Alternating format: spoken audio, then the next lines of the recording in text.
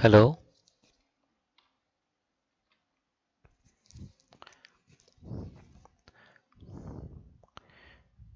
প্রিয় শিক্ষার্থী বন্ধুরা, আজকে আমরা আলোচনা করব ক্ষেত্র সমীক্ষা বা সার্ভে রিপোর্ট। ক্লাস 10 এর প্রকল্প 1 যে ক্ষেত্র সমীক্ষা বা সার্ভে রিপোর্ট করতে হলে কি নিয়ম এবং কি লিখতে হবে। তাহলে এখানে আমরা একটা নমুনা নিচ্ছি, সেটা হচ্ছে নির্বাচিত পাঠ একচল বিশিষ্ট দ্বিঘাত সমীকরণ অধ্যায় 1। তাহলে এই ক্ষেত্র সমীক্ষা করতে হলে আমাদের কি নিয়ম বা কিভাবে করতে হবে বা কি লিখতে হবে সেটা আমরা এখানে দেখব। এই একটা উদাহরণ সাহায্যে দেওয়া আছে, তোমরা এছাড়াও অন্যান্য পাঠও তোমরা করতে পারো নিজেরা। তাহলে প্রথমেই যেটা হয় সেটা হয় ভূমিকা বা ইন্ট্রোডাকশন। পূর্বের শ্রেণীতে আমরা একটি অজ্ঞাত রাশি বিশিষ্ট একঘাত সমীকরণ অথবা দুটি অজ্ঞাত রাশি বিশিষ্ট দুটি সহজ সমীকরণের সমাধান শিখেছি, কিন্তু এগুলি ছাড়াও আরও এক ধরনের সমস্যা আসতে পারে যখন ঠিক আগের নিয়মে তার সমাধান করা সম্ভব নয়। নতুন সমস্যাটি হলো দ্বিঘাত সমীকরণ। তাহলে এখানে নতুন অবজেক্টিভস বা উদ্দেশ্য আমাদের কি আছে? গণিতে নতুন নতুন দিক সম্পর্কে ছাত্রদের মধ্যে ধারণা লাভ, শিক্ষার্থীদের মানসিক পুষ্টির পরিমাপ করা, গণিতের প্রতি আকর্ষণ বৃদ্ধি করা, গণনায় পটুতা অর্জন করা। স্টেপ 1 আমাদের কিছু প্রশ্ন করতে হবে এবং স্টেপ 2তে তার উত্তরপত্র করতে হবে। তাহলে স্টেপ 1 প্রশ্নপত্র কি আছে? 1 নম্বর, দ্বিঘাত সমীকরণের সাধারণ সমীকরণটি কি? উত্তরপত্রে আমাদের আছে ax plus bx plus c is equal to 0 is not equal to 0। 2 নম্বর আছে x square plus 16 equal to 0 দ্বিঘাত সমীকরণে সমাধান নেই কেন?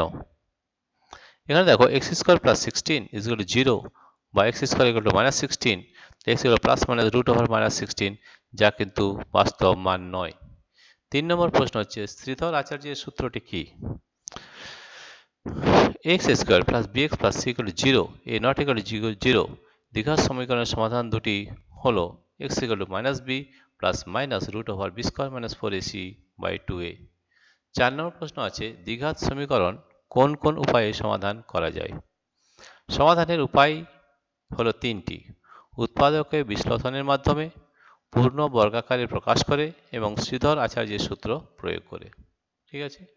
4 নম্বর প্রশ্ন আছে 5 নম্বর প্রশ্ন, হিন্দু প্রণালী কি? 6 নম্বরে রয়েছে দ্বিঘাত সমীকরণের বীজ রুটস কি? 7 রয়েছে x square plus bx plus c equal to 0 is not equal to 0 দ্বিঘাত সমীকরণের বীজ দুটির প্রকৃতি নির্ণয় করো। দ্বিঘাত সমীকরণের দুটি বীজ আলফা বিটা হলে দ্বিঘাত সমীকরণটি কি হবে?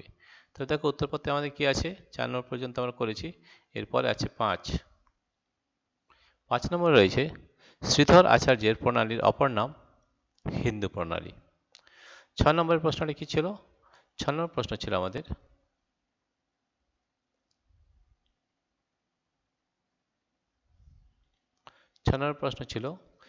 দ্বিঘাত সমীকরণের বীজ কি?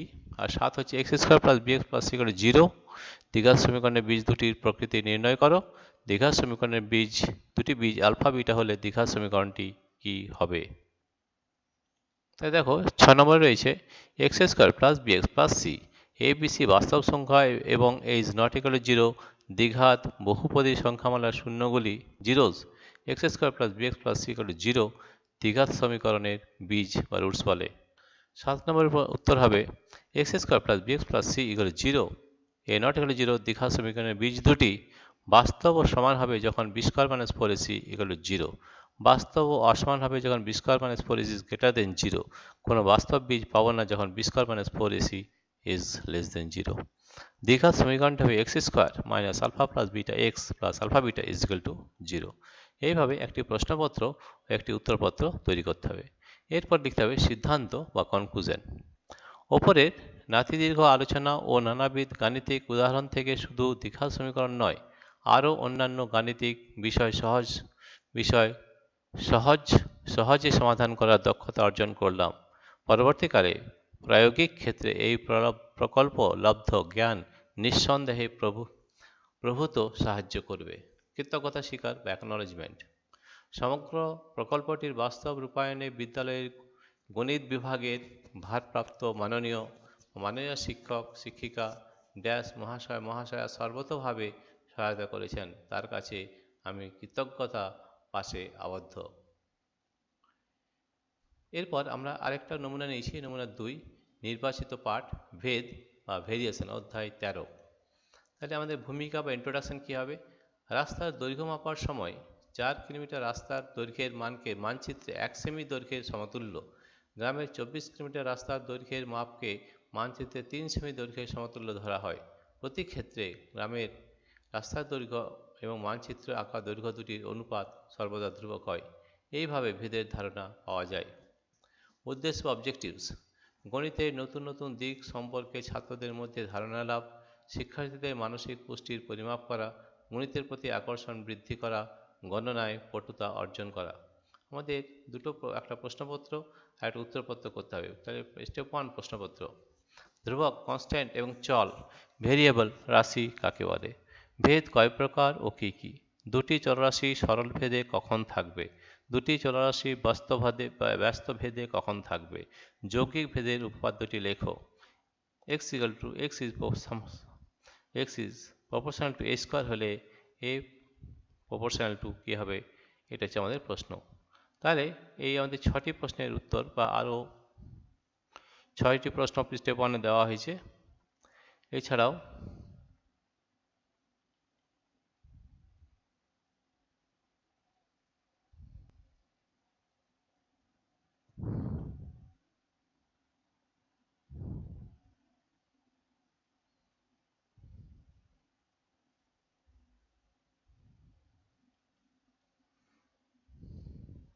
সাত নম্বর প্রশ্ন হচ্ছে xy 318 227 69 x ও y এর মধ্যে কোনো ভেদ সম্পর্ক থাকলে নির্ণয় করো।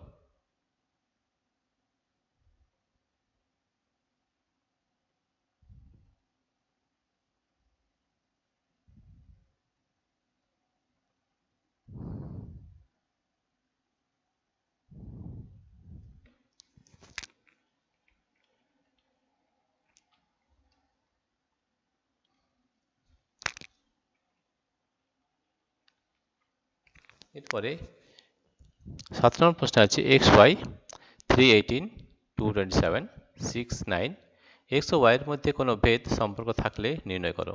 তার উত্তরপত্র প্রথম প্রশ্নের উত্তর আছে, যদি কোনো রাশিমালার অন্তর্গত একটি মান সর্বদা একই থাকে তবে সেই রাশিটিকে ধ্রুবক কনস্ট্যান্ট বলে। কোন রাশিমালার যে রাশির মান পরিবর্তনশীল তাকে চল বা ভেরিয়েবল রাশি বলে। ভেদ দুই প্রকার, সরল ভেদ ও ব্যস্ত ভেদ। দুটি চলরাশি x y সরল ভেদে থাকবে যখন x by y is equal to ধ্রুবক। দুটি চলরাশি x y ব্যস্ত ভেদে থাকবে যখন x into y is equal to ধ্রুবক। x y z তিনটি চল এরূপ যে x সমানুপাতিক y যখন z ধ্রুবক এবং x সমানুপাতিক z যখন y ধ্রুবক, তাহলে x সমানুপাতিক yz যখন yz উভয়ই পরিবর্তিত হবে। 6 নম্বর হচ্ছে x সমানুপাতিক x proportional a স্কয়ার বা x is equal to k a square k ধ্রুবক বা a square equal to 1 by k into x বা a is equal to 1 by root k into root x বা k equal to by k proportional root over x। 7 xy is equal to 3 into 18 54 xy equal to 2 into 27 54 x হলো 6 into 9 54। অতএব xy equal to ধ্রুবক, xy ব্যস্ত ভেদে আছে। এরপর আমাদের লিখতে হবে কনক্লুশন। তাহলে কনক্লুশন কি আছে দেখো, ওপরে নাতিদীর্ঘ আলোচনা ও নানাবিধ গাণিতিক উদাহরণ থেকে শুধু ভেদ নয় আরও অন্যান্য গাণিতিক বিষয় সহজে সমাধান করার দক্ষতা অর্জন করলাম। পরবর্তীকালে প্রায়োগিক ক্ষেত্রে এই প্রকল্পলব্ধ জ্ঞান নিঃসন্দেহে প্রভূত সাহায্য করবে। কৃতজ্ঞতা স্বীকার বা অ্যাকনলেজমেন্ট। সমগ্র প্রকল্পটির বাস্তব রূপায়ণে বিদ্যালয়ের গণিত বিভাগের ভারপ্রাপ্ত মাননীয় শিক্ষক শিক্ষিকা ড্যাশ মহাশয়া সর্বতোভাবে সহায়তা করেছেন, তার কাছে আমি কৃতজ্ঞতা পাশে আবদ্ধ। এইভাবে লিখতে হবে। প্রথমে যে আমরা রিপোর্ট দেখালাম সেটা হচ্ছে সার্ভে রিপোর্ট বা ক্ষেত্র সমীক্ষা, এইভাবে লিখতে হবে। প্রিয় শিক্ষার্থী বন্ধুরা, তোমাদের যদি এই ভিডিওটি ভালো লেগে থাকে তাহলে প্লিজ সাবস্ক্রাইব, লাইক ও শেয়ার করবে। Thank you.